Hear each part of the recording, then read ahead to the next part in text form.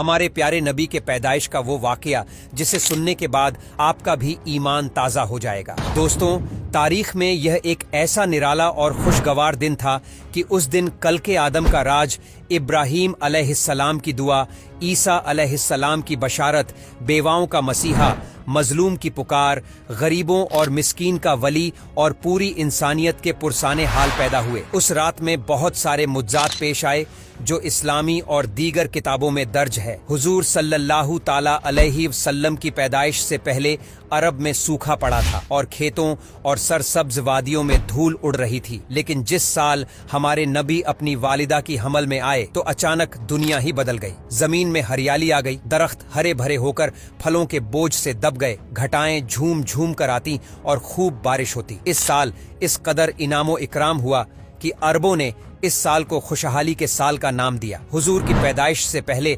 अरबों के नजूमी में किसी बड़ी शख्सियत की पैदाइश का चर्चा आम था और अहले किताब भी अपनी किताब में जिस आखिरी नबी को पैदाइश के बारे में पढ़ते आए थे, उन्हें एहसास हो गया था कि उस नबी की आमद का वक्त करीब आ चुका है। लिहाजा हस्सान बिन साबिर, जो अरब के मशहूर शायर थे, वो फरमाते हैं कि वो 7 साल के थे और मदीने में रहते थे। एक दिन अचानक उन्होंने एक यहूदी को एक बुलंद मुकाम पर चीखते हुए सुना। वो कह रहा था कि अय यहूदियों, आज रात अहमद का सितारा चमक उठा है जिसमें वो पैदा होगा। इस तरह के कई सारे वाक़ियात अरबों की किताबों में मिलते हैं, जिससे पता चलता है कि हुजूर की पैदाइश के साल ही लोगों को ये इल्म हो गया था कि उस अजीम हस्ती की आमद बहुत करीब है जो दुनिया की तारीख को बदल कर रख देंगे। नबी सल्लल्लाहु अलैहि वसल्लम की वालिदा ने आपकी पैदाइश के वक्त एक ख्वाब देखा कि उनमें से एक नूर निकला जिससे मुल्क शाम के मोहल्लात रोशन हो गए। लिहाजा जब हुजूर सल्लल्लाहु ताला अलैहि वसल्लम पैदा हुए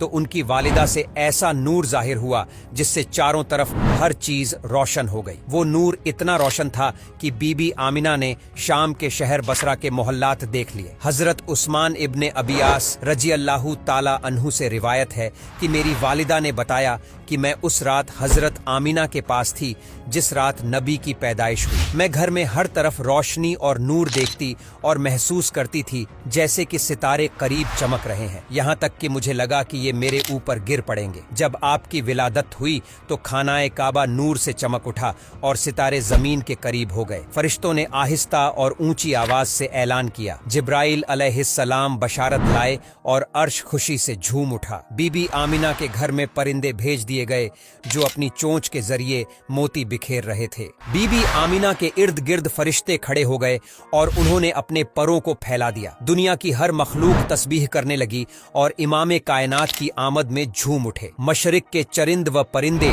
मगरिब के जानवरों के पास मुबारकबाद लेकर गए। यही अमल बाकी जानवरों ने किया। नबी के वालिद अब्दुल्लाह की आपकी पैदाइश से पहले ही वफात हो चुकी थी। आपके दादा अब्दुल मुत्तलिब ने जब अपने पोते की पैदाइश की खबर सुनी तो काबे में जाकर सजदा किया और इस नेमत पर अल्लाह का शुक्र अदा किया। उस वक्त आपने यह मंजर देखा कि काबे में रखे सारे बड़े बड़े बुत मुंह के बल गिर गए। ये वाकया दूसरी मजहबी किताबों और तारीखी किताबों में भी मौजूद है कि उस रात दुनिया के तमाम बुत गिर गए थे। हुजूर के विलादत की रात इजरा के महल में तूफान आ गया और उसके 14 गंगरे गिर पड़े। बहरे तिब्रिया का पानी खुश्क हो गया और फारिस के आतिश खुदा यानी अग्निकुंड की आग बुझ गई जो पिछले 1 साल से जल रही थी और उसे एक लम्हे के लिए भी बुझने नहीं दिया गया था। लोग उस आग की पूजा किया करते थे। खिजरा और कैसर के शाही महल में तूफान का आना इस बात की तरफ इशारा था कि दुनियावी जाहो जलाल के झूठे महल अब जमीन दोज होने वाले हैं